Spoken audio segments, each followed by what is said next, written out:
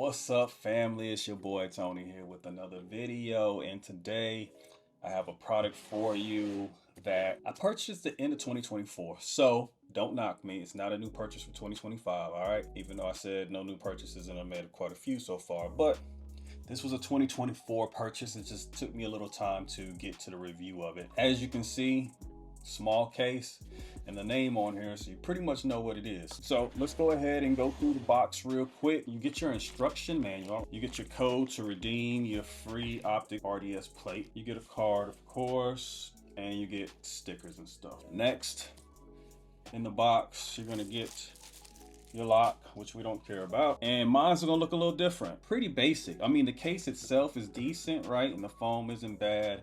But a lot of these new guns that's coming out for this price point has a cleaning kit involved, has multiple optics plates in the box. You see 3 magazines, but this didn't come with 3. Mine's came with 2 at the time of purchase. Now the website shows that it's 3. I will say, while we're on the subject real quick of magazines, they are nice metal magazines, right? They are YouTube approved in size capacity.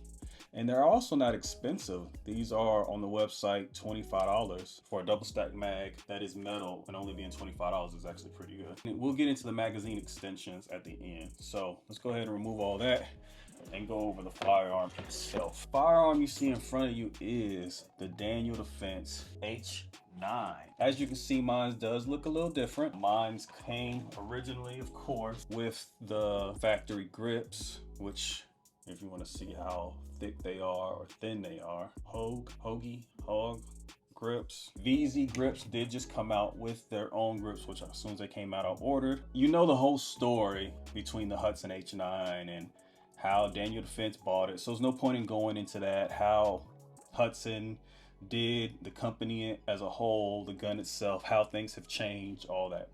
Let's bypass that. There's plenty of videos out there. If you're interested in this gun, you've already seen one of those videos, or you're about to see one of those videos concerning that. But this gun itself, I'm gonna have to be honest with you, I actually love it. I'm not even gonna lie, like I love it. Go ahead and go over real quick.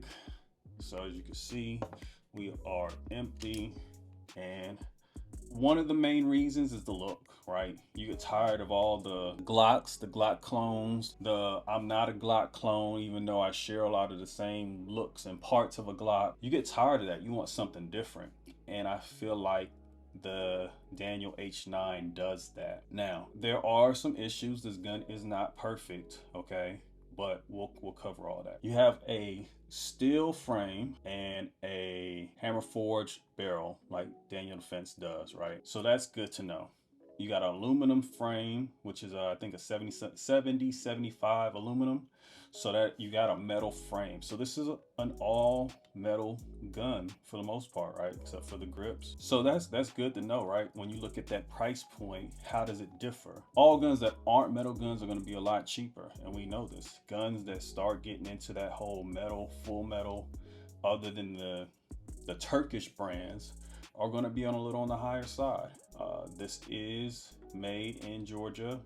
Daniel Defense is an American-made company, so you have that upcharge, that American-made upcharge. You're gonna see a distinction or a story here that starts to play a role. With this being a striker-fired gun, it's a hybrid gun, honestly. I feel like it's a hybrid between a 1911 and a striker fire, and that's another reason why I love it, because it's not just one thing, and we'll cover a lot of that here. The barrel, like, there's no movement. Now, is it a little oversprung? It is, and I'll show you why in a little. But it's a low bore axis gun.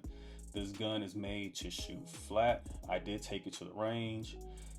It did have some flaws to it, but we'll cover that in a little bit. The grips are G10 grips, but currently the only company making grips for it right now is the VZ grips. I wish Vital or Lock was making grips for it, because they make aesthetically pleasing grips, in my opinion. Now, there is another company that makes grips. I can't remember their name. I will show the name down here, but they make grips, but their grips are wood grips. I feel like wood is useful for some things, but not for all.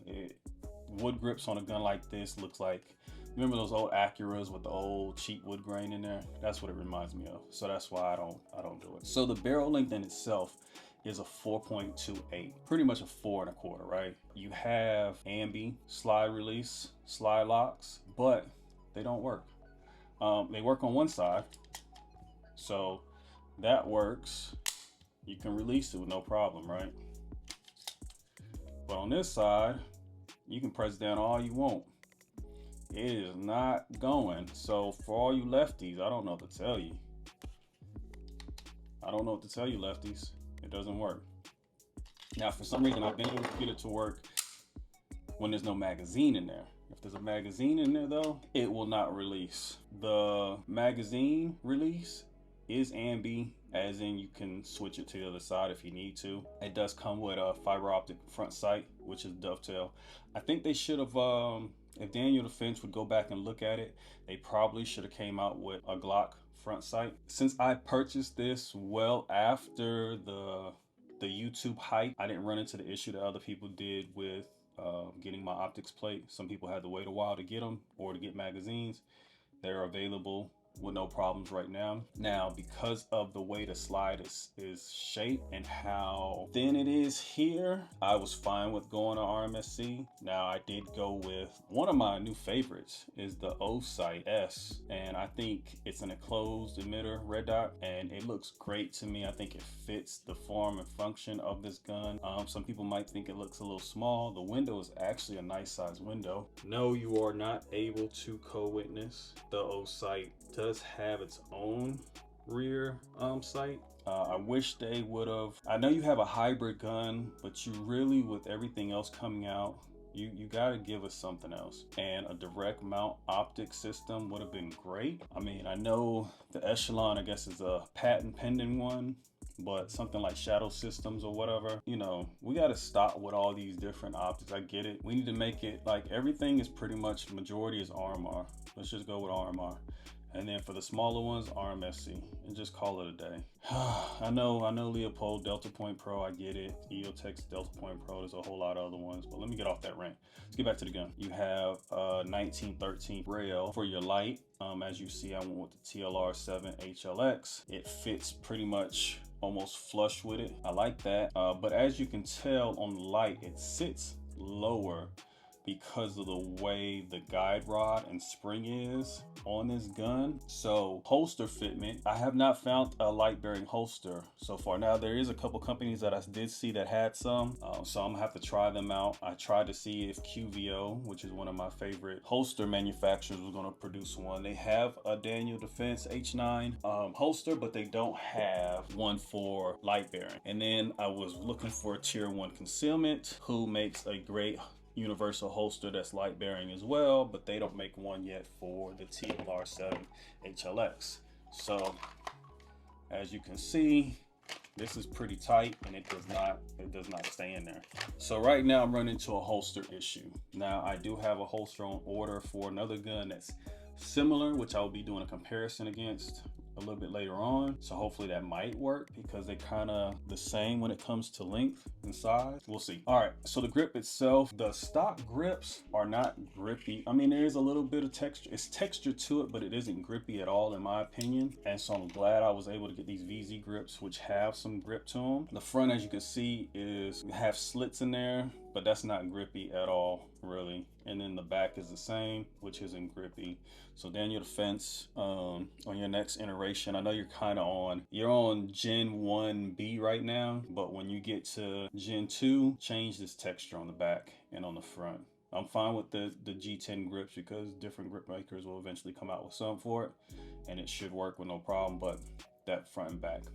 Beaver tail is great, pronounced. I like how it is. For this grip itself, you wouldn't realize that it actually has a sear spring in there like a traditional 1911 does. So like I said, this is like a hybrid gun. Now magazine release is good, no issues, positive, fits in there no problem. The issue you're gonna run into with this is going to be that you're not going to get a mag well. There's no place to attach it at. That's a lanyard place right there. It'd have to be something that would be pop on here and you have the smaller grip. That'd have to be some other way of doing it. But as of right now, you're not getting a mag well on there. Faster reloads. Now, it's not bad, but I mean, this will cause some competition shooters to shy away from it. Now on to the trigger. The trigger itself is different and people talk about it. It's a straight back trigger, as in similar to a 1911, 2011, right? But it has this weird trigger safety like striker fire guns have on them, because you don't have a grip safety in the back. So this is your safety. You don't have a manual safety here, so that's it. But the safety is so thick that if you do hit the trigger, you're pretty much hitting the safety. So it only in rare occasions where something might grasp it, like right here, will you not be able to engage or fire the gun. But most times, if it gets on the trigger and pulls it, it's going to pull that safety back. So that is going to be an issue. But let's go ahead and show you how this trigger squeezes. Now, the safety itself is a little gritty, which I don't like, but the pullback of the trigger itself isn't. So that's what I actually enjoy. So that trigger pull right here, that's it. You heard it. Your reset, that's your reset right there, ready to go. So you see that short, oh, I didn't pull back all the way at the time. So that's it. That's your reset. It's a straight pullback. So when it comes to a trigger pull similar to a striker fire, this is better than a striker fire. Now, is it on par with your 2011, 1911? No, but this is better than a striker fire. I don't know of any striker fire gun that has a better trigger than this. Now, let's see what else about the gun while we're on it. Now, in order to, now YouTube, this is not showing you how to modify your gun in any way or form or fashion. This is only maintenance that I'm showing and how to break down your gun for cleaning, all right? But in order to break down this gun, I hate how they decided to do it. So what it is it's almost similar to what Glock did with the whole pull down, right? But you're pulling down these pins that have grooves in them, but you can't just pull them down with your finger. You almost have to pull them down with your fingernails to get a grip on it. And that is not the best feeling way of doing it. They're not easy. So you either got to do it with two fingers or one. I mean, I'm guessing one day they'll break in, but as of right now, they do not. And it is a pain in the ass to get this off. This has been the easiest way. And then you just pull the trigger and then there you go. So the only thing that I have an issue with, I love the dual spring guide rods. Those are to me the best guide rods when it comes to mitigating recoil. Now, I have a concern with, you see that little hinge right there on where it's attached to? That feels like that's gonna be a failure point after 5,000, 10,000 rounds. Like, I don't expect that piece of metal, that thin piece of metal, to survive that many, and if you can see it right there, I don't expect that to survive that many pushes back and forth. You know, guns are violent. And to think that on that little notch right there is going to stay for that long, I think Daniel Defense could have came out with a better way of doing it. The barrel itself, there's no barrel link like there is in a 1911, 2011, right? So you don't have to worry about that. 1 in 10 twist. There's no real wear so far in the gun itself. As you can see, you know, you got your fire pin safety and all that stuff, so that's good from a safety standpoint.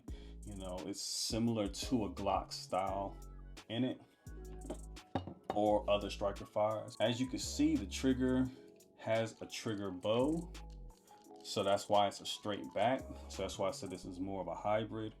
You do have a sear spring in the back of here like you do, but the rest of it is similar to a striker fire gun. And with this magazine release being similar to a 2011, 1911, but slightly different, I mean, that's great. So enough on the gun itself. Let's go into the issues I had. So I did take this to the range. I was doing a review for the Prodigy 3.5-inch compact. If you haven't seen that video, should be above for you to check out. And I Went ahead and put 100 to 200 rounds through it. Now I'm gonna show you the video, but I ran into some issues. I was doing 115 Blazer to start off with, and I was getting failures to eject on a like every round or every other round. I was getting failures to eject for at least 3, maybe 4 magazines full of mag. And so I switched to 124 grain, and then it started running, and I ran into no issues. So I switched back to the 115 after that, and didn't have any more issues after that. So I probably put about 45, maybe 60 rounds through it that were flawless, but all the rounds prior to it were hiccups. Now I will say this for those who believe guns shouldn't have a break-in period. All right, you can have your belief, you can feel however you want to feel. I'm gonna disagree with you. Any well-oiled machine should have a break-in period. What that break-in period is different depending on the gun itself. As you can see or hear, there isn't a lot of movement. None really in the front. A slight little bit in the back, but nothing that much, right? It's not loose like a Glock or a Glock clone is going to be. This is more of a 2011 fitment. So I feel like you might run into some issues. I ran into some issues. Some people had the issues with the barrels before with the keyholing. I have a newer barrel, so I don't have to worry about that. So that is an issue for me. So let me show you the footage real quick of how it's shot, and then we'll get back to finishing up this video.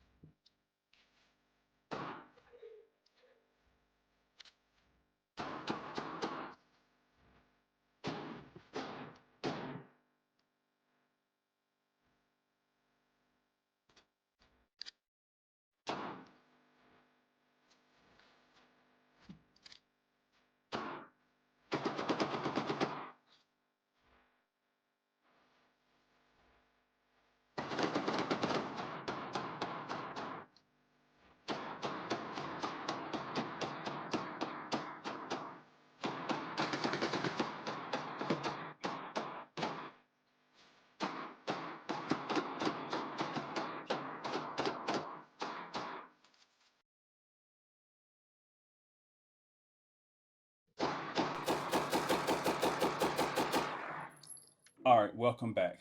As you can see, the gun did have hiccups, but once the hiccups went away, the gun was running. And this is probably one of my fastest running guns, honestly.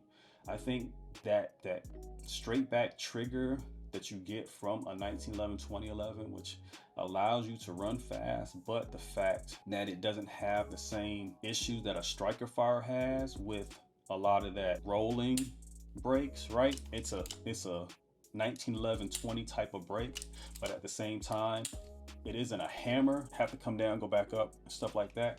I think that's what allows this gun to run so fast. And honestly, other than the mishaps and a few little flaws here and there, and I just think it's Daniel Defense will fix those over time. Their Gen 2, hopefully they continue the gun itself, because I think they finally got it to a point where people should be buying it. I honestly love it. If I can find the perfect holster for it, I will run with it. Now, before I forget, so these mag extensions, these are KE Arms mag extensions. These were meant for the Hudson H9, but they happen to work on the Daniel Defense H9 mags. Now, it's not a perfect fit, as you can see. Let's see.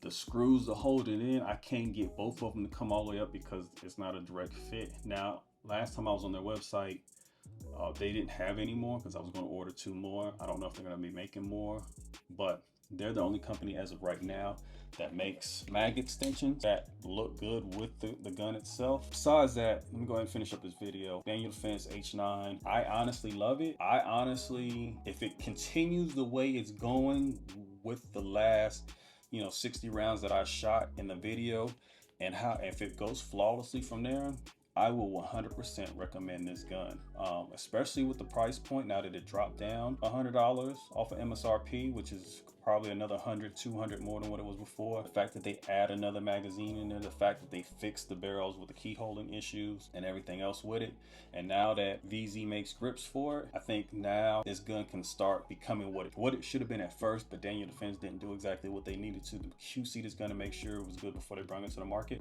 I will say, Daniel Defense, you need to, from now on, you need to add the optics plate. Just do it. But there you have it, guys. My Daniel Defense H9. I love it. I don't know if you think it's weird that I love it, but I actually love it. I have one of the good ones, and I'm looking forward to shooting this some more. Hopefully it runs flawlessly. Hopefully I can find a perfect holster for it and go from there. But that's it. All right, so appreciate yourself. Appreciate those you love. Appreciate those that love you. And I will catch you in the next one. Peace.